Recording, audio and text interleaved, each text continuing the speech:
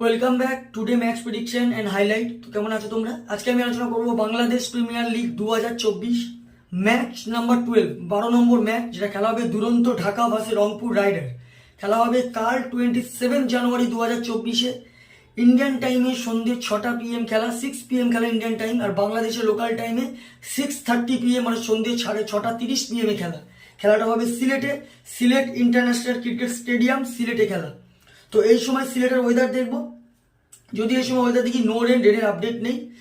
তো এই সময় ক্লাউডি একটা ওয়েদার থাকবে, মেঘলা ওয়েদার থাকবে, রেন কোনো না হওয়ায় ফুল 20 ওভার খেলা হবে, এটা বলা যেতে পারে। এই সময় 17 ডিগ্রি 16 ডিগ্রি সেলসিয়াস আছে পিচ। যদি আমি এই সময় সিলেটের ক্যালকুলেশন করি, তো এখানে একটা কথা বলবো, ডিউ দেখা যাচ্ছে না এই পিচে, আপাতত যা ক্যালকুলেশন বা খেলা দেখে বোঝা যাচ্ছে ডিউ দেখা যাচ্ছে না।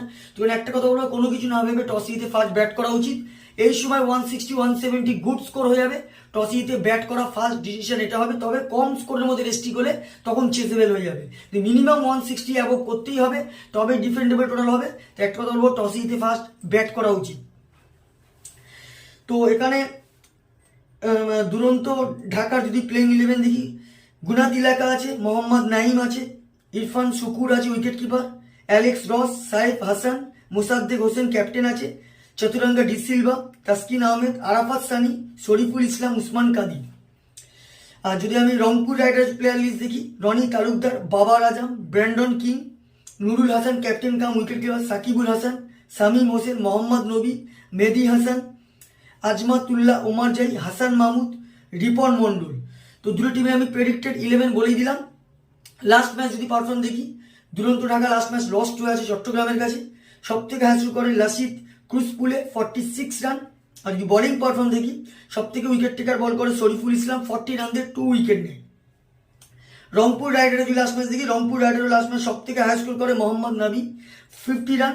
আর যদি বোলিং পারফর্ম দেখি, সব থেকে উইকেট টেকার ইকোনমি বল করে হাসান মাহমুদ, 29 রান দিয়ে 3 উইকেট নেয়। তো যাই হোক, দুরন্ত ঢাকা ভার্সেস রংপুর রাইডার, দুটো টিম যদি আমি এখানে পার্সেন্টেজ ক্যালকুলেশন করে দেখি, তো আমার দিক থেকে আমি 50-50 বলবো। তবে রংপুর রাইডারের ব্যাটিং যথেষ্ট ডেঞ্জার আমি বলবো, আর দুরন্ত ঢাকার ব্যাটিংয়ের থেকে বোলিংটা ডেঞ্জার আমি বলবো। তো এইখানে বোঝা যাচ্ছে যে বোলিংটা যা যত শক্তিশালী সিলেটের, তত তাদের অ্যাডভান্টেজ থাকবে।